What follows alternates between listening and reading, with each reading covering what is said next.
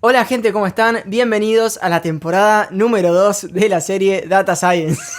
Like y comenta. Bueno, estamos nuevamente con Agus. Este capítulo es una especie de tráiler de introducción de lo que va a ser esta temporada. Y bueno, nos juntamos con Agus para poner un poquito los conceptos claros de lo que vamos a hacer durante toda esta serie.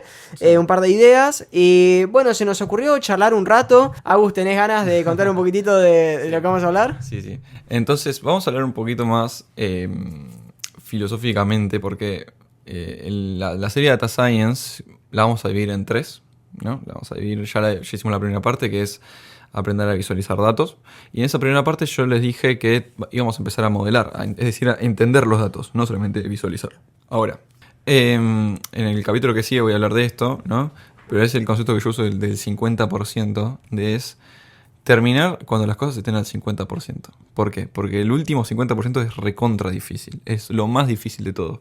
Y eso es lo que vamos a ver hoy. Lo complejo que es el último 50%. El primer 50% ya lo hicimos. Y vamos a terminar la serie buscando trabajo. Eso va a ser, de eso se va a tratar esta temporada. Pero vamos a hacer un sneak peek a la tercera temporada. ¿Entendés? Entonces, vamos a ver, ok, vos decís, nos falta aprender a modelar, falta una banda.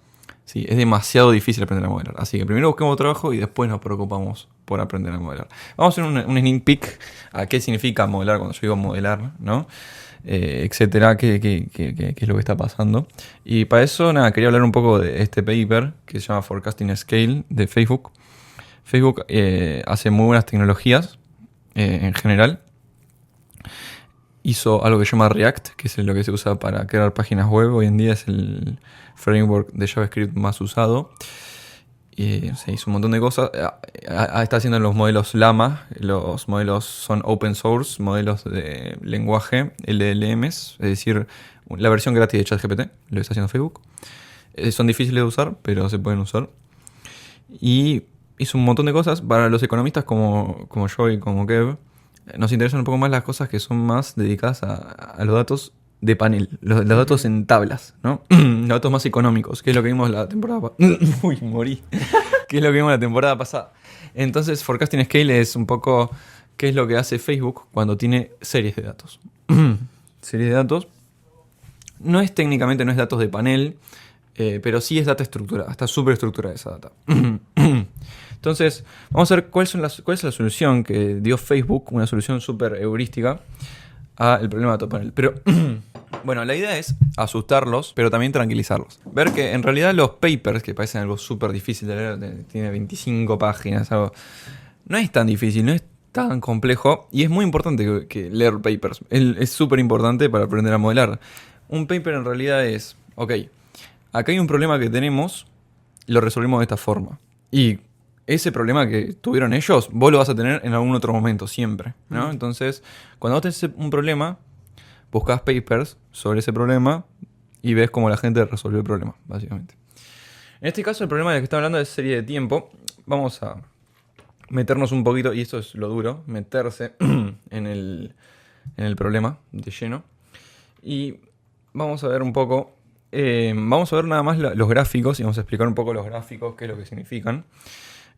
Me estoy muriendo, boludo. No sé por qué se me fue la voz. Esto no es súper importante. Está hablando de cómo ellos hacen el análisis de la data. Y fíjense que ya empezamos. Los Surface Problems. Nada.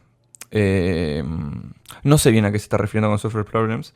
Pero imagino que empezás con problemas que son súper abiertos, ¿no? Que vos no sabes qué. Por ejemplo, hablando del feminismo, no sabemos qué estaba pasando. Sí. ¿Y qué es lo primero que hacen? Tipo, visualizar las cosas. En este caso está visualizando los forecasts, ¿no? ¿Por qué? Porque lo que quieren hacer ellos en realidad es hacer tipo mucho forecast de muchas series de tiempo, ¿no?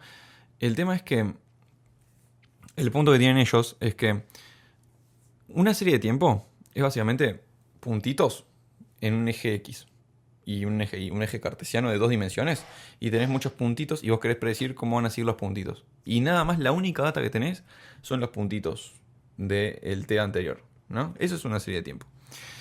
Lo que ellos dicen es que los humanos son muy buenos para tirar la línea. Entonces, tirar magia. Claro. Tiran la magia, a ver qué pasa. Es decir, los puntitos en eso y después para mí van a ser Rurex ahí, ¿entendés? Sí.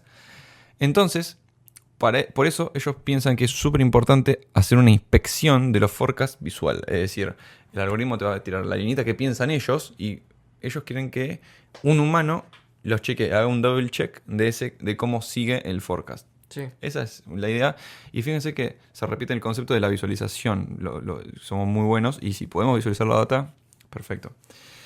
Bueno, de esto, de hecho, un poco lo hablábamos en la temporada pasada, cuando teníamos todos los datos. ¿Nosotros qué hicimos primero? ¿Pusimos la tabla y nos pusimos a ver dato por dato? No, lo más fácil, agarrás, tirás todo en un gráfico y ya el humano está muy optimizado para reconocer los gráficos y decir, bueno, listo, más o menos ves si está subiendo, bajando, decreciendo. Exacto. Ya te das una idea. Entonces, eso es algo que se recomienda siempre antes de cualquier análisis, graficar. Para eso está la etapa exploratoria en la ciencia de datos, o en este caso estamos viendo... Claro.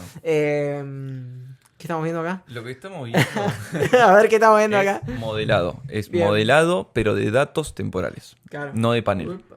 Claro. La definición exacta de datos temporales es, vos tenés una tabla que tiene una columna que es el tiempo, ¿ok? Y tiene otra columna que es la variable a predecir. Es una tabla con 2 columnas nada más. Eso es una serie de tiempo. Y vos tenés toda la data y lo único que querés hacer es predecir cómo sigue, y lo tenés hasta un punto de corte, ¿no? Lo que querés es predecir cómo siguen los puntos. ¿Ok?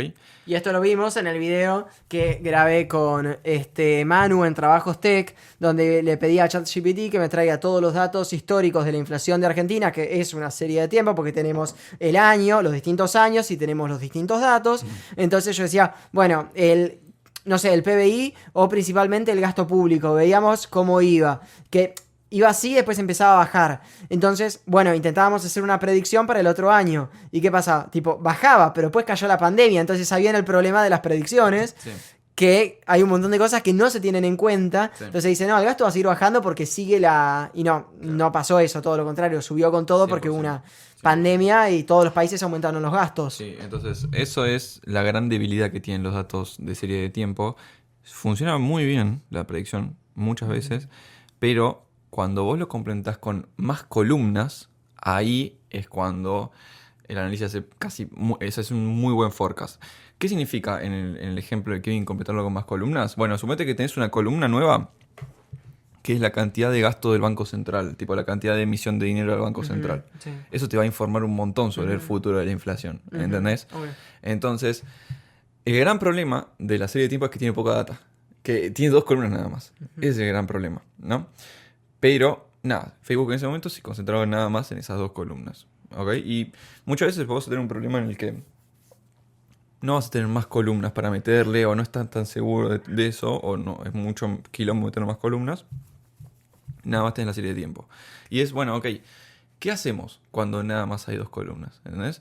La predicción va a ser muy mala, pero estadísticamente va a ser significativa. Es decir, vos, suponete que tenés una linita de la inflación, ¿no? Que vos dijiste. Que hizo así y en un momento cayó, ¿no? Ok, está bien. Si yo te digo, bueno, para mí va a seguir acá abajo, ¿no? Y decís, pero ¿cómo sabes que va a seguir acá abajo? Claro. ¿No?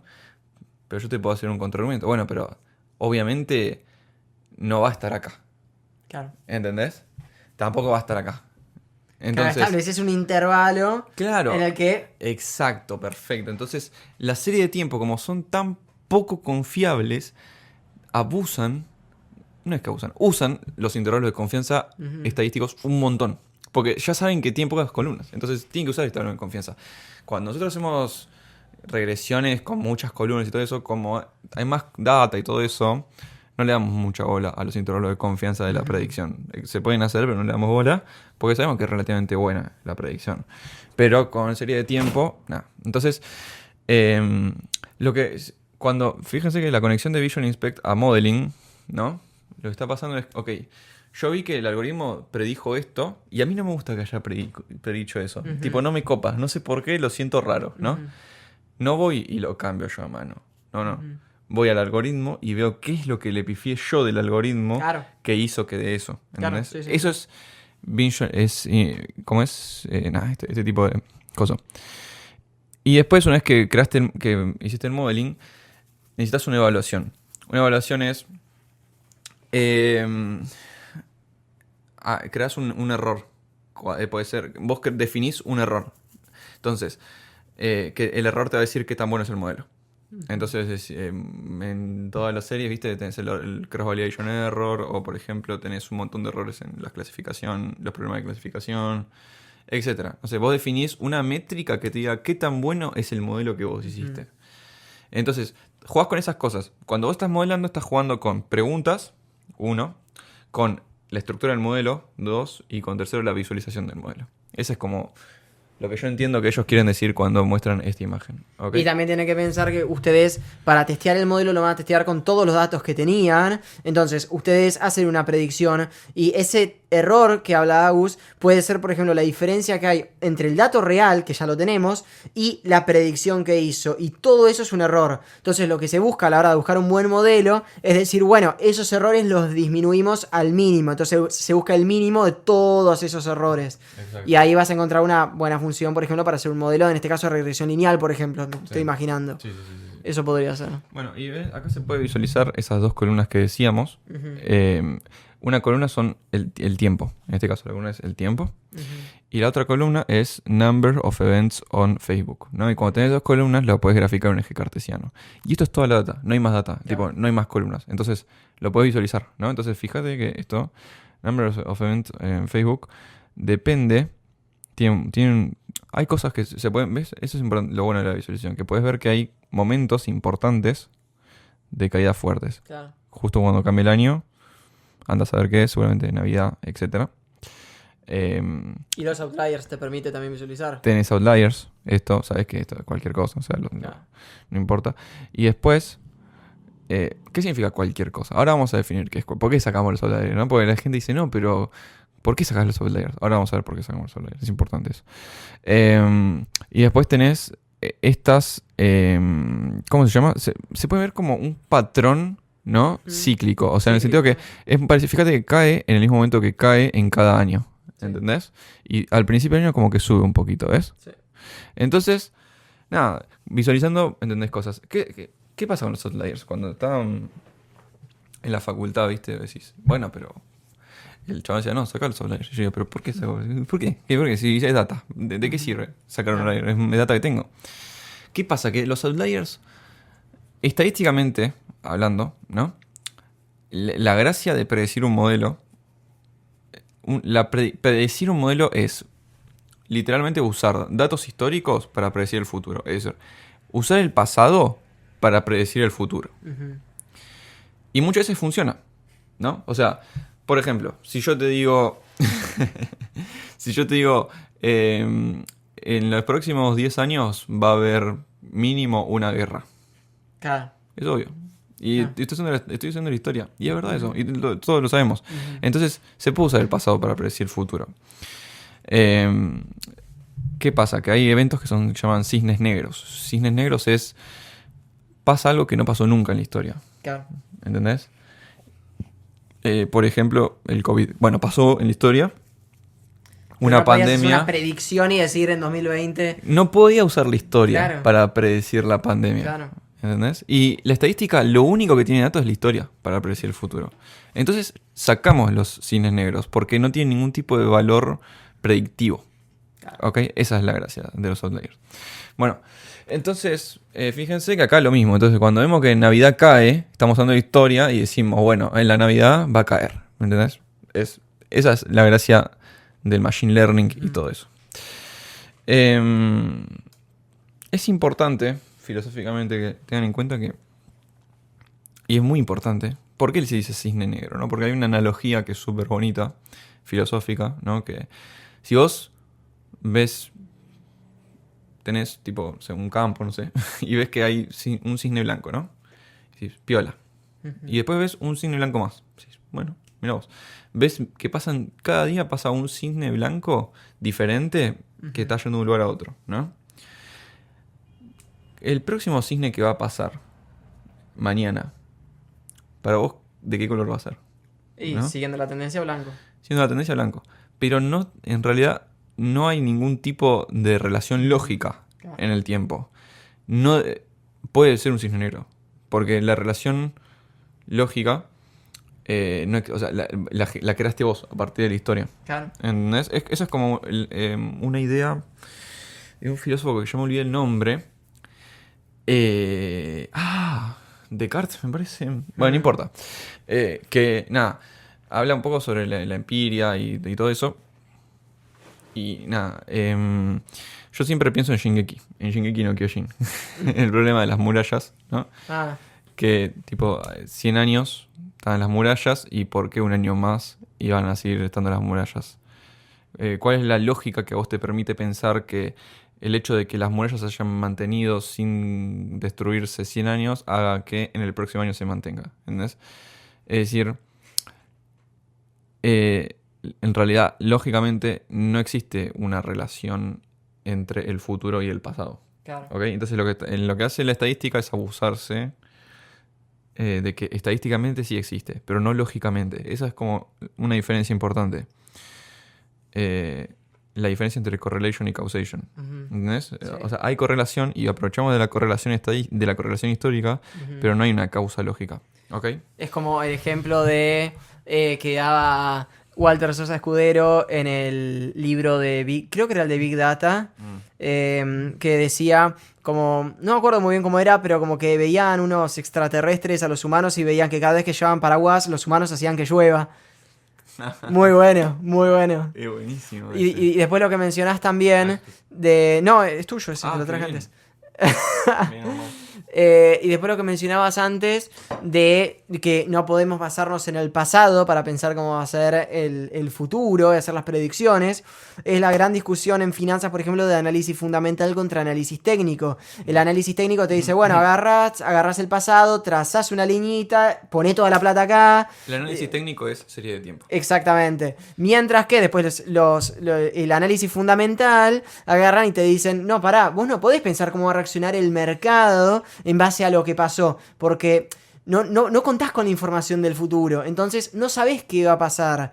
Y bueno, nada, por eso... Y tenés que ver entonces ¿cómo es? Cada mes las cuentas. ¿Cómo se Claro, llama lo que esto? tenés que hacer con el análisis fundamental es agarrar el flujo de El fondos, flujo.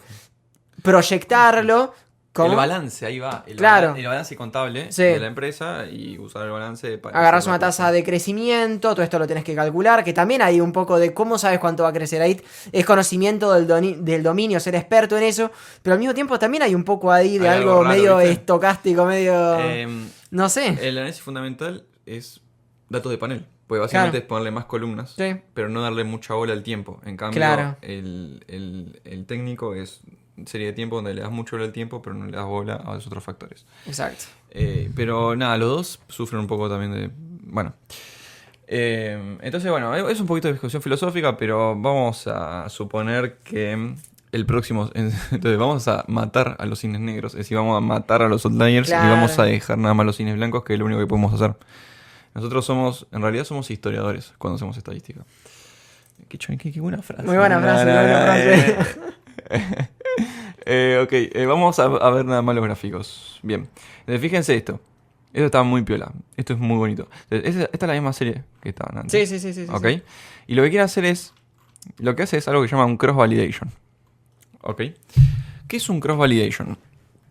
Porque eso no lo explicamos todavía. Hablamos un No. montón de cross No, validation, no, pero no. no explicamos qué es el Adelante, cross adelante. validation. Entonces, el cross validation es cuando vos tenés...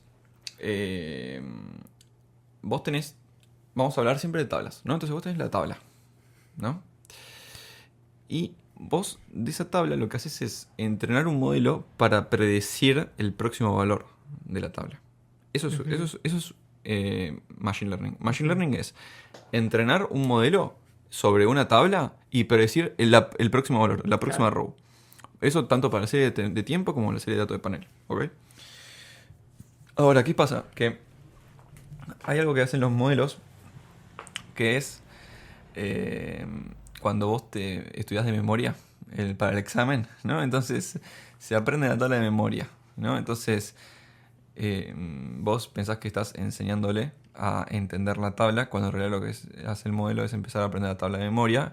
Entonces si vos le pones que la próxima fila sea igual a alguna de las filas anteriores, te la dice perfecta, ¿entendés? Con un error cero. O sea, perfecto 10, señor, ¿viste? Cuando estudiás para el examen, que era un examen muy fácil, que te hacen las preguntas que vos ya estudiaste, entonces vos te sale la pregunta, listo, ya está. Sí. Pero cuando haces una pregunta diferente, un poquito diferente... Cago. Eso listo, significa que no murió. puede generalizar. No puede generalizar el Exactamente. conocimiento, sino que, ¡pum!, se lo aprende de memoria. Y eso no le pasa solamente a las máquinas, le pasa a las personas, ¿no? O sea, es muy difícil generalizar cuando estás estudiando y no aprender de memoria. Bueno, eso tanto para serie de tiempo como para los datos de panel, ¿no? El dato de panel vos le pones una fila más larga, ¿no? Porque tiene muchos datos y querés predecir un valor, un número dentro de esa Sí, fila. se entiende. Acá lo que están haciendo es, bueno, fíjense que lo que van a hacer es, ok, vamos a crear modelos, vamos a crear muchos modelos, ¿no? Muchos modelos diferentes, algunos van a generalizar más, algunos van a generalizar menos. El tema es que la generalización uno lo piensa de manera unidimensional. Es decir, el modelo o generaliza poco o generaliza mucho, ¿no? Y no hay mucho más para tocar. Si generaliza poco es demasiado simple. Digo, es demasiado complejo. Es decir, se está aprendiendo de memoria todo, porque no está generalizando nada del conocimiento. Y si generaliza mucho, es muy simple. Varianza versus sesgo. Exacto. Ese es el... Si es muy malo el modelo, tipo tiene mucho sesgo, y si no tiene mucha varianza. Claro, exacto. Eso tema para otro video, explicar a qué nos referimos con varianza, a qué nos referimos con sesgo. Porque... Ya sé, sí, tema para otro video, pero como estamos leyendo el paper, un poco hay que... Claro, explicarlo. sí, obvio. Bueno, entonces lo que hacen es decir, bueno, ok, vamos a crear muchos modelos en muchos de estos rangos de generalizaciones, porque hay uno que es el punto perfecto. Vos no crees que sea un modelo que generalice muchísimo, pero tampoco crees que generalice poco. Si tenés un modelo que generaliza muchísimo, lo que está pasando es que lo está aprendiendo demasiado, está simplificando mucho las cosas, ¿no? Porque en realidad, ahí me equivoqué un poquito, vamos a hacerlo un poquito más específico. Vamos, sí. La línea que uno genera de modelo es de qué tan simple es el modelo. ¿Ok? Entonces, cuanto menos simple, el menos simple está de este lado. Uy, pero me está llamando. No me llama. El menos simple, lo que va a hacer es, se va a estudiar de memoria. Todo. Va a ser, va todo perfecto. Y cuanto más simple es el modelo, más va a permitir generalizar. Porque, imagínate que vos, ¿no? Le decís, no, pibe, mirá. No te dejo aprenderte todas de memoria. Te dejo aprenderte nada más 50 de memoria. Claro. ¿No? Sí. La mitad de memoria. Todo lo demás no. Sí. ¿Qué pasa? Va a encontrar la mejor forma de aprenderse esas 50 de memoria, ¿no? Entonces va a generar generalizaciones. Va a decir, bueno, pero cuando esté este row, este va a ser parecido. ¿Entendés? Esa es la gracia. Simplificar te permite generalizar. Claro. Entonces vas a hacer muchos modelos y vas a encontrar uno no súper simple, porque si no está demasiado simplificado, dejas prenderse una row sola, no sirve para nada. Tirás muchos y querés encontrar cuál es el mejor de todos, ¿no? Y para eso se usa el cross-validation. El cross-validation lo que va a hacer es una idea revolucionaria, en mi opinión, en la que agarran la tabla y separan la tabla en dos partes. ¿Ok? Una parte que es la parte de entrenamiento y otra parte que es la parte de validación. Entonces, entrenan el modelo nada más con la parte de entrenamiento. ¿Ok? Y después ven cómo predice. Es como, imagínate que vos tenés un examen, ¿no? De 100 preguntas. Y les voy a dar a los chicos para estudiar las respuestas de las primeras 50 preguntas nada más. Las pueden estudiar, ¿no? Pero de las próximas 50 no. Entonces, lo que van a hacer los chicos es tratar de entender cómo esas 50 preguntas de arriba influencian a las otras 50 preguntas que están abajo, ¿no? Y voy a agarrar el pibe que mejor score tiene, o sea, que mejor respondió las 50 preguntas de abajo. No me interesan las 50 preguntas de arriba. Claro. Al final del día esas son las 50 preguntas que no me interesan, ¿entendés? Claro. Sí. Eso es cross-validation. Entonces lo que están haciendo es, acá les dejan entrenar, fíjense, el modelo de series de tiempo con estas preguntas, entre comillas, y después quieren predecir qué es lo que diría una serie de modelos de este tipo en las próximas 50 preguntas. Sí. ¿Okay? Vamos, entre comillas, entrenar con 100 preguntas y predicen las próximas 50. Sí. Y lo hacen muchas veces, lo hacen para acá, pero también después le dicen, bueno, entrena ahora con 200 preguntas y presiona las próximas 50. Y entrena con 300 preguntas y presiona las 150. Claro. Y fíjate que cada modelo tiene una forma diferente de predecir las próximas, ¿no? Esto Sí. es como, hay grupos de pibes, hay pibes diferentes. ¿Entendés? Son Sí, como sí, sí, 4 sí, sí. personas Claro. antropomorfizando. Entonces, fíjense, este creo que es el modelo Arima, si no me equivoco. Autoanima, sí. Ah, mira, perfecto ahí. Es el Arima. Los Arimas lo que tienen es que son, bueno, no importa, vamos a verlo, pero tienen mucho decay exponencial. Entonces, fíjense que como que se van. Claro, claro. Es medio. Esto es un ETS. no sé qué es eso. Y un T-Bats, te juro que no sé. Bueno, no importa. Pero bueno, estos son los modelos que se usaban en el momento. Ahora son otros modelos. Es medio viejo este paper. Pero no importa. O sea, los papers no le den bola a qué tan viejos son y nada de eso. Porque son... Si son buenos... 2017. 2017. Son buenos, o sea, no importa. Porque lo importante es la idea que está detrás. Bueno, entonces fíjense que básicamente lo que están diciendo con este gráfico es que los pibes que están son un desastre, son muy malos. Fíjate que son muy malos, no entienden nada, no puede predecir nada. Entonces, ¿cómo lo solucionamos? Vamos a ver un poquito de la fórmula. No, mira. Ya le tenemos el sneak peek, Sí, ¿ok? sí. Sobre qué significa modelar. Modelar es Sí. leer papers y entenderlos y empezar a pensar un poco más generalmente sobre cómo entender la data. Ujú. Hacer predicciones sobre la data nos va a permitir entender la data, qué es lo que está pasando adentro. Ujú. Entonces, hay una hay una conexión entre modelar la data y hacer un forecasting de la data y entender la data. Es como va todo por el mismo lado. Entonces, nada, yo creo que por ahora podemos terminar. Sí, sí.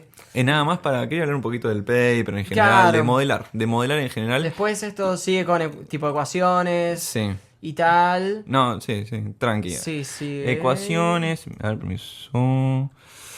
Nada, explica un poco esto. Estos son los que proponen ellos, Los que fíjense proponen, claro. quedan Con las ecuaciones de arriba. con las ecuaciones de Claro, arriba, sí. que son muy bonitos. Como para terminar con la idea. Sí, para terminar con la idea, Entonces, habla de nada, de cómo esto es lo va muy analizando lindo. de forma distinta Lo cada uno, hace- ¿no? es un sí, el análisis principal está en acá. Ujú. Lo que hace el Prophet, para terminar, vamos a terminar con esto. Esto Sí. es la parte más importante del Prophet, es que tiene dos componentes muy importantes. Tiene tres. Ellos fíjense que en la ecuación tiene tres componentes que son importantes. Uy, la primera de todas. Esa. Ahí está. Que es el trend, la seasonality y las holidays. Las holidays no nos interesan. Las holidays son estos cambiecitos de Navidad que vimos acá. Esto es una holiday, ¿ok? Los días específicos del año que cambia, hay un salto discreto, ¿ok? Las holidays no es tan interesante. Por ahí a alguno le interesa para entender qué es lo que pasa en Navidad o esos días. Pero lo interesante son las primeras dos. La seasonality, qué es lo que hacen ellos con la seasonality y con la trend. La trend es literalmente cuando vos haces para mí va para allá. Eso es una trend. Pero lo hacen de forma algorítmica. Entonces dicen, esto está cayendo y para mí acá sube y va a seguir subiendo. ¿Entendés? Ujú. Listo. Ya está. Lo hacen con un algoritmo que es hermoso, que es muy bonito. Y lo que está bueno es que es estadísticamente tipo te ayuda una banda a hacer predicciones. Y estas dos son las seasonalities. Las seasonalities son factores que se repiten todo el tiempo. Entonces ellos van a siempre predecir que el lunes venden más que el domingo y después va bajando así. Y eso es la seasonality de la semana. Entonces va a predecir siempre que cada semana tiene como una seasonality así, de un ciclo. Y después van a predecir el año de una forma mucho más compleja. No es tan simple como la semana porque el año pasan más cosas. Pero fíjate Claro. que, ¿ves esta caída? Sí. Esto es súper importante. Porque nosotros habíamos visto acá, que yo lo nombré medio a propósito en un momento, cuando estábamos viendo las cosas, que acá había una caída. Ujú. Esta caída de acá, ¿ves? Sí, Eso es lo que captó. claro. Estaba buenardo. Está muy bueno, ¿eh? Entonces, nada, te capta un poco esas cosas y después vos lo tenés que visualizar por eso hablaba de la visualización. Claro. Entonces, este es el modelo principal. Y lo que va a hacer es suma este número más este número más este número y listo. Y esa es la predicción esta que vimos acá arriba. Que le pega bastante bien, la verdad. Mira, subí, mostrar este gráfico. Sí. Las partes de la predicción viene a ser lo que está con puntitos Exacto, recortados. exacto. Eso es Es el la modelo forma más perfect. común de, Sí, así de que- mostrarlo. Obviamente hay matemática y a lo mejor es medio difícil. No es tan difícil esto. Sí, es difícil porque ¿cómo hacen eso Analytics? Hay algo que se llama una transformada de Fourier. Hay que...